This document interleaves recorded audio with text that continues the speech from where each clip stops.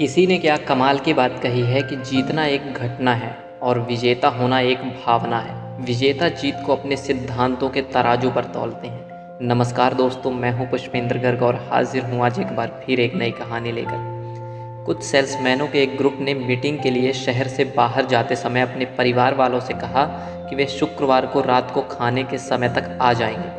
लेकिन जैसा कि इस तरह के दौरों में होता है कि एक के बाद एक काम होने की वजह से मीटिंग निश्चित समय पर खत्म नहीं हो सकी। उन्हें देर हो चुकी थी और उन्हें जहाज़ पकड़ना था।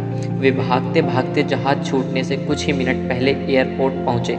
टिकट उनके हाथों में था और वे आशा कर रहे थे कि जहाज़ शायद अभी ना उड़ा हो। इसी भाग दौड़ में उनमें से एक उस मेज से टकरा गया जिस पर फलों का एक टोकरा रखा था। सारे फल इधर उधर बिखर गए और ख़राब हो गए, लेकिन उनके पास रुकने का समय ना था।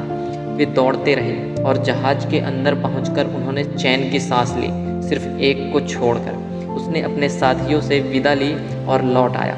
उसने जो कुछ देखा उससे उसे एहसास हुआ कि उसने अभी बाहर आकर ठीक किया है। वह उस गिरी हुई मेज के पास गया और उसने उस मेज के पीछे एक 10 साल की अंधी बच्ची को देखा जो रोजी रोटी के लिए फल बेचती थी।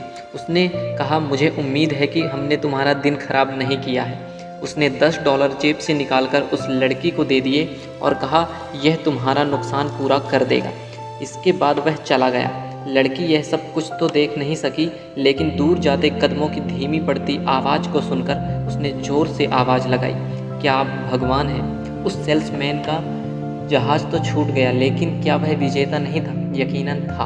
कोई बिना मेडल के भी विजेता हो सकता है, और यदि जीत को सही नज़रिए से ना देखा जाए तो वह मेडल जीतने के बाद भी हारा हुआ हो सकता है। विजेता हर दिन यह सोचकर जीते हैं और काम करते हैं कि यह उनके जीवन का आखिरी दिन है, क्योंकि उनमें से कोई एक दिन हमारा आखिरी दिन होगा और हम नहीं जानते कि वह दिन कौन सा होगा।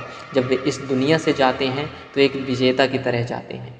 कई बार जीत से ज़्यादा हार में विजय होती है। तो आज की कहानी में बस इतना ही दोस्तों। कहानी कैसी लगी कमेंट में ज़रूर बताइएगा। अगर अच्छी लगी हो तो लाइक एवं शेयर ज़रूर कीजिएगा। और अगर आप इस चैनल पर पहली बार हैं तो इसी प्रकार के प्रेरणात्मक एवं हिंदी कहानियाँ देखने के लिए इस चैनल को सब्सक्राइब करें और घंटी की बटन अवश्य दबा दें, जिससे आने वाली नई वीडियो आप तक जल्दी से जल्दी पहुँच सके। धन्यवाद दोस्तों।